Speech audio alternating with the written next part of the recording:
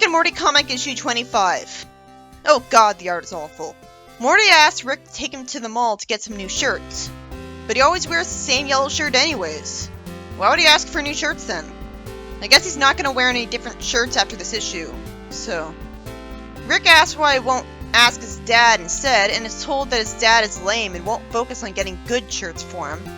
And he says that cool isn't quantifiable. Rick says he's wrong, and then Rick presses a button and makes some numbers appear over Rick and Morty's heads that are supposed to indicate coolness. The problem is, Morty's right, cool is just subjective. Rick would be basing this device off his own definition of cool, based on his own experience growing up in his own country and era. You can tell he's biased because he gave himself a high number. But at least he didn't give himself the highest number. And he somehow tries to justify it with the fact that he's seen the ends of the universe and done unbelievable things. Even though he's still an alcoholic.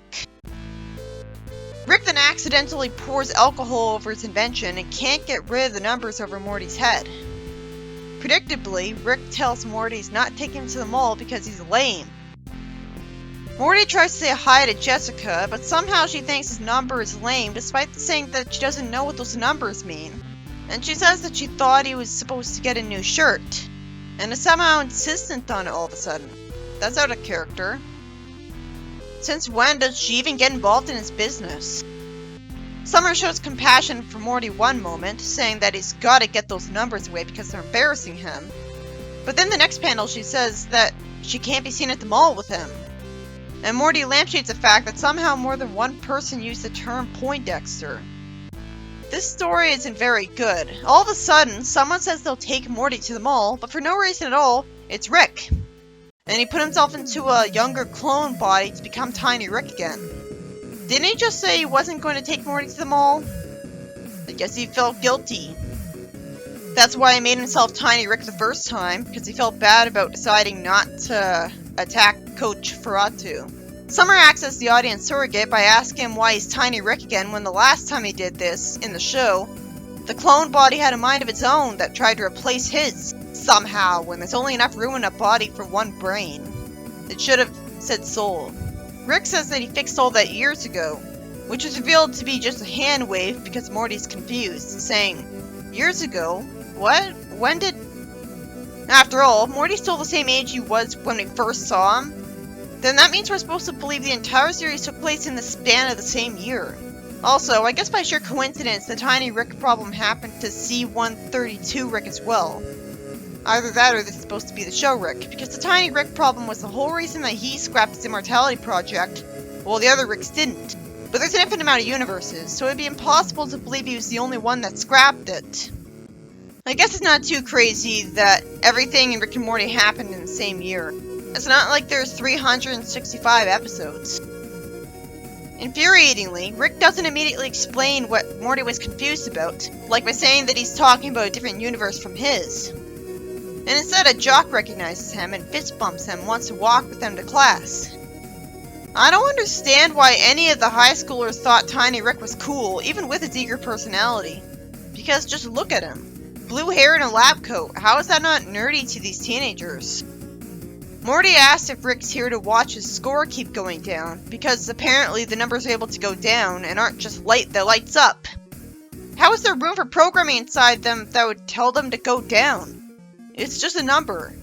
A hologram. You'd think the programming would be in the device Rick damaged, and that damaging it with alcohol would cause the numbers to vanish right away. Rick really would make more sense as a wizard instead.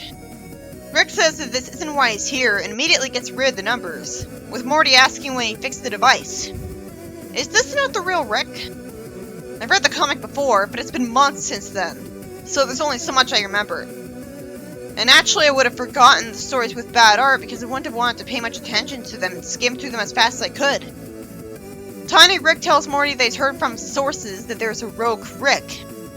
And this also makes him suspicious, as not only is he immediately willing to get rid of the numbers over Morty, but what source is he talking about?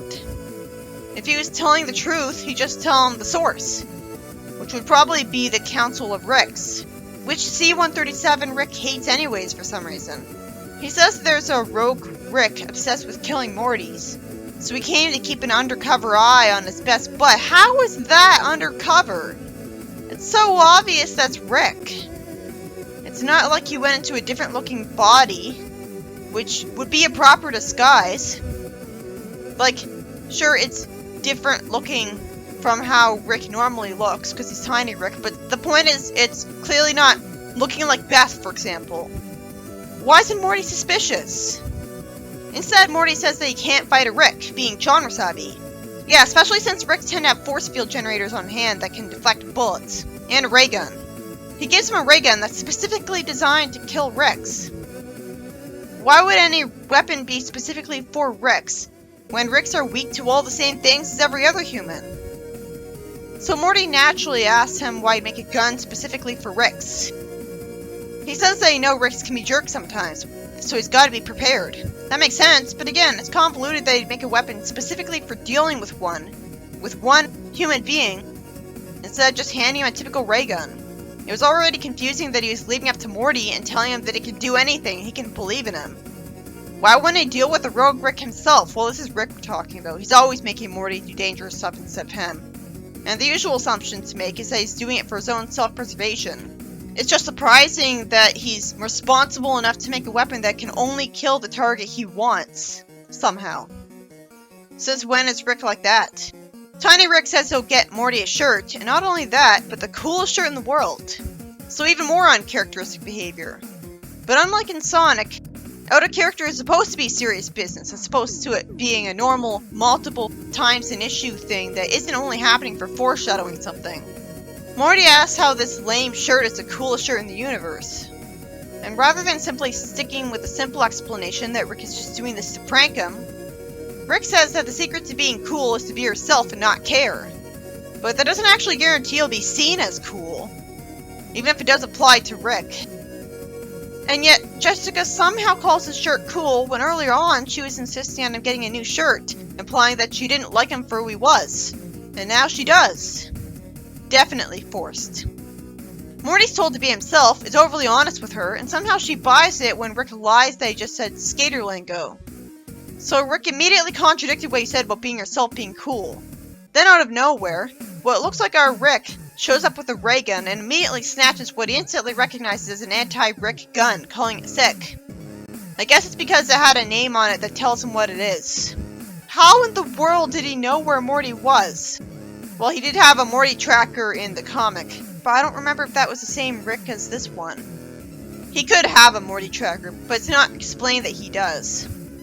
Tiny Rick jumps behind him and fights him in the perfume department, with Morty briefly throwing soda at the normal Rick. And both of them deserve the slapstick, so it should last a while, I suppose. Tiny Rick gets lifted over his head just to elbow him, he gets poked in the face, and he pushes Tiny Rick in the fountain. So, it's interesting, it's not just the same thing over and over. He tells Morty that he's pointing his ray gun at the wrong guy, and Rick tells him that they planned for this, and if he ever gets confused about which Rick is the real one, they'll work out a code phrase. But unfortunately, Morty hadn't been listening at the time because he was distracted by the roof of a building. Rick was asking if he was even listening to him back then, so logically he would have immediately reminded him of what he said. No, I'm impressed. The cool numbers come back as the check has gone long after I had forgotten about them. So Morty uses them to find out which one's the real Rick, and kills the fake. Oh, never mind. He hands the ray gun to Rick, which is more characteristic of him. But still, in all the time that Rick proceeded to spend telling him about his backstory, which he somehow knew, he could have been killed by Tiny Rick interrupting him.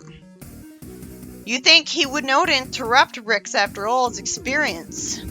Sure was nice of Tiny Rick to just let him talk.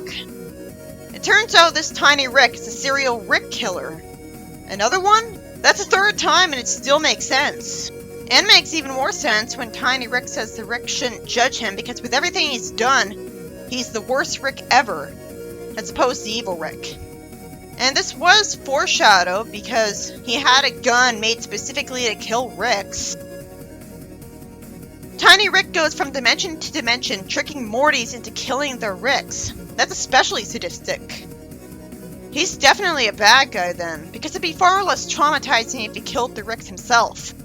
Of course the Mortys would have figured out they killed the wrong Rick when Tiny Rick took off, and they had to live their life without a Rick.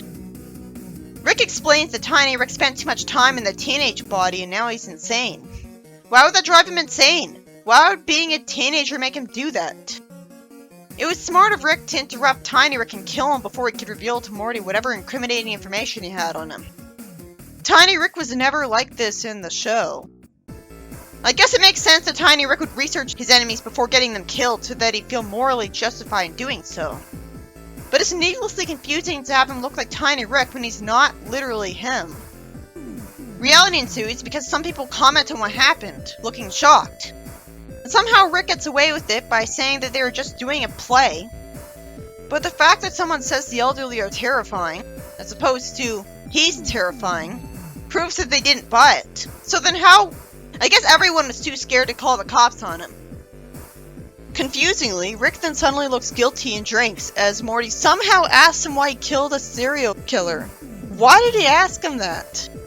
Rick has to tell him that not all Ricks deserve to live. Shouldn't that have been obvious? Tiny Rick's somehow still alive and asks him for a proper burial. But of course all Rick does is throw him off a cliff and pour alcohol on him. That wasted a lot of panels when it would have been simpler to just have him be completely vaporized by the ray gun, which I assumed. How did he survive this long? I don't see how Rick managed to quantify coolness into exact numbers instead of a general cool and not cool, and have those numbers stay over a person's head after his device broke, and decrease on their own. I guess there's a second device that's still producing the numbers after the device broke. But tech wizardry aside, the plot fortunately gets more interesting to completely make up for the terrible art, and make it hard to remember. Because it turns out a Rick serial killer in a Tiny Rick body is trying to trick every Morty into killing his Rick. It's great that we get to see a version of Rick who got stuck in the Tiny Rick body. But I refuse to believe that his villainy was because of that. He had a very good point that Ricks do terrible things. So the only reason he even qualifies as a villain is that he's doing this in the most traumatizing way to Mortys possible, when Mortys are the innocent victims of Ricks. You'd think he'd be fighting for them. He doesn't have to make the Mortys kill their Ricks and require years of therapy to recover from it, and maybe even get prosecuted. He could just discreetly kill the Ricks in their sleep, completely vaporizing them and hiding the ashes. And it would have been much smarter of him instead of actually getting into a physical confrontation with every Rick, one at a time, and inevitably getting killed. What a moron! I guess he gets into outright fights because he finds it satisfying to give Ricks what they deserve for being evil. I do kind of like how long the fight lasted because of that. I like that there was some variety in what happened instead of it just being them punching or kicking each other. But while Morty was confused by all of his suspicious, obvious giveaways that he wasn't the real Rick, you'd think he would have figured out he wasn't the real Rick much sooner, considering that he knows there are other universe versions of him out there, and he was so obviously different. It'd be more likely that the Tiny Rick was a different Rick entirely, because his Rick didn't like the Tiny Rick idea anymore. Realistically, Morty would just go look for a version of Rick that looks like his own grandpa and tell him what's going on just in case. He knows Rick by now. He can be genre savvy. Not to mention that in the flashback, Rick would have told him the code phrase again after he clearly discovered that Morty wasn't paying attention. So he wouldn't have needed to use the coolness numbers to check his gun. Even if it was good that there was a checkup's gun. He should have been able to figure out who was the fake on his own because of how obvious Tiny Rick was.